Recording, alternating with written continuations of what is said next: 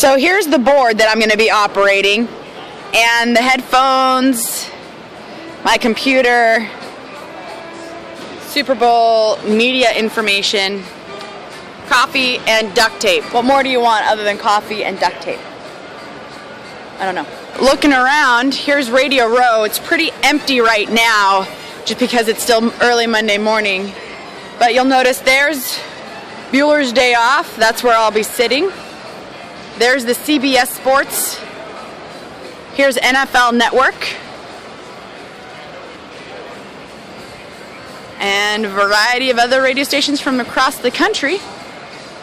Coach, when did you know that Kaepernick was going to be your starter? At what point did you see that in his eyes, that he was going to be your starter at some point? The thing you see in his eyes is, the competitive fire, the poise beyond his years, and those things and more. What did you learn in your playing career that you've been able to pass along? Andrew Luck, Alex Smith, Kaepernick, they all have great success under you. Did you learn some things in your professional career that's helped them? Lorenzo Neal here on Bueller's Day Off. Nice to see Arian Foster. When you see a running back like that, do you kind of say, oh, man, I'd love to block for that guy? No question. I start to salivate. I start to get happy, and I'm like, wow, look at this guy. I wish I could play for this guy. The fullback position, a lot of people thinking it's a dying breed, but in the playoffs, we saw some fullbacks getting in the end zone. So talk about the position, how it's changing, and what do you expect to see from it in the future? Yeah. Do you know how to use it? Not really. Yeah, that's the thing. I have this fancy schmancy phone, too. Because the thing is, with me and phones, I don't read any directions. I figure it out. If something happens, I go, oh, okay. Yeah, that's it. Here with Andre Reed, soon-to-be Hall of Famer, Andre Reed? Well, we'll pretty see. different. Now let's talk about the sentiment that Randy Moss would think he's the greatest wide receiver of all time. Where would you cast him in the litany of wide receivers? And what do you think of a player saying that, something like that? It's notable that in the NFL right now, where offense is getting all the headlines, you have two big defenses in the Super Bowl. What do you take from that? I mean, you obviously won the Super Bowl with the greatest show on turf, but you also had a good defense that year, too. I think it was number 2 or 3 in the NFL. Yeah, it was number 6 in the NFL. Number 6. No, we had a good defensive. You don't get here without a good defensive catch up with, but they will catch up. You coached some incredible quarterbacks. What are your statements about the two quarterbacks in this matchup? You have Colin Kaepernick and Joe Flacco. They couldn't be much more different as far as style, but yet both so effective. Well, they both, when the ball... I'm a huge Niners fan, Charlie, and my statement is, by the way, here with Charlie Batch, longtime Steelers quarterback. I'm a huge Niners fan, and I am going to wear the Niners jersey until they win the Super Bowl. You have the benefit of playing for Steelers Nation, an incredible fan base, Charlie. What kind of things have you seen your fans do to show their support for the Steelers, especially because you've got 2 rings, my man? Right. You're right. I actually challenged Casey Hampton to a donut eating contest, and Tomlin fully endorsed that donut eating contest. Charlie, and I was surprised about that. Can you give us a little insight into what Coach Tomlin's like? He's a great guy. I mean, a great leader, a great communicator, and he understands what he wants from players. And Thank you. Not only are you a samurai warrior, but you are a gentleman, sir.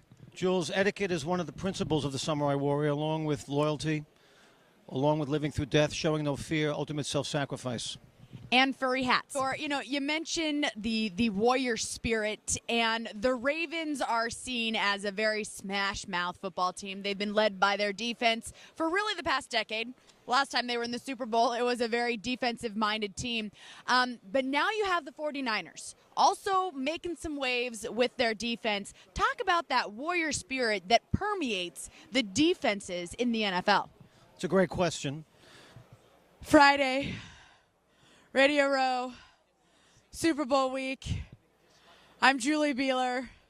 That's all I know. Last night, EA Sports, Madden Bowl, Lil Wayne, Big Boy, couple hurricanes. That's all I got. Last day on Radio Row, final broadcast from New Orleans. Sometimes I just go get the people, but because I don't understand what kind of you do. helps. It's just really just grabbing people and. Yeah, that's it. Or the other thing you do is you go up to a publicist, you're like, and you try to make yourself sound as important as possible so that the publicist is like, oh, yeah.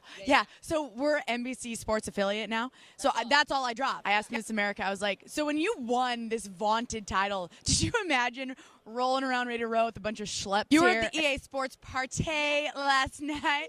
That's a pretty big shindig, man. I was concerned about the structural integrity of that platform. Here with Steeler cornerback Ike Taylor. Ike, you're having a good night last night, my man. Here with Kyle Turley, the Saints 98 first-round selection, long-time offensive tackle in the NFL. Kyle, when you look back on your playing career, what do you think sticks out the most to you in your mind about the evolution of the game, where we are now for this Super Bowl, where we were in 98 when you were a rookie? Here with Will Witherspoon. I'm not violent. Only when I get those hurricanes in me and then something happens. No, I haven't even had.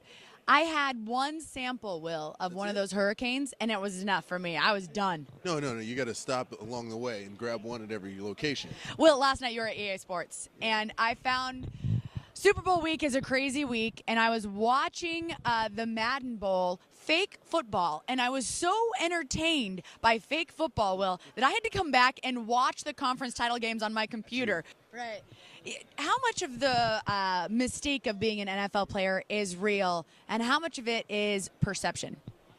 I'd say it's really about 50-50. I mean, you can't really get an understanding of the full picture unless you're in the locker room. Bueller's Day Off on Team 1010 KXPS. Final segment from Radio Row in New Orleans, Louisiana. I've been out here all week broadcasting for the first time in Coachella Valley history live from the floor of all the Super Bowl action at Radio Row. And then you look at the fact that this 49ers coaching staff, from Jim Harbaugh to Greg Roman and Vic Fangio, fellas, they've been together since 2010 when they were at Stanford.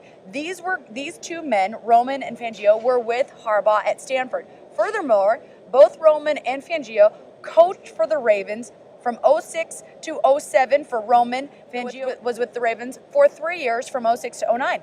So they are very familiar with a lot of what the Ravens do and their personnel and how to exploit their weaknesses. So while people are trying to debate whether or not Jim or John have an advantage, I think the coaching staff of the 49ers, because of their familiarity with the Ravens, has a distinct advantage.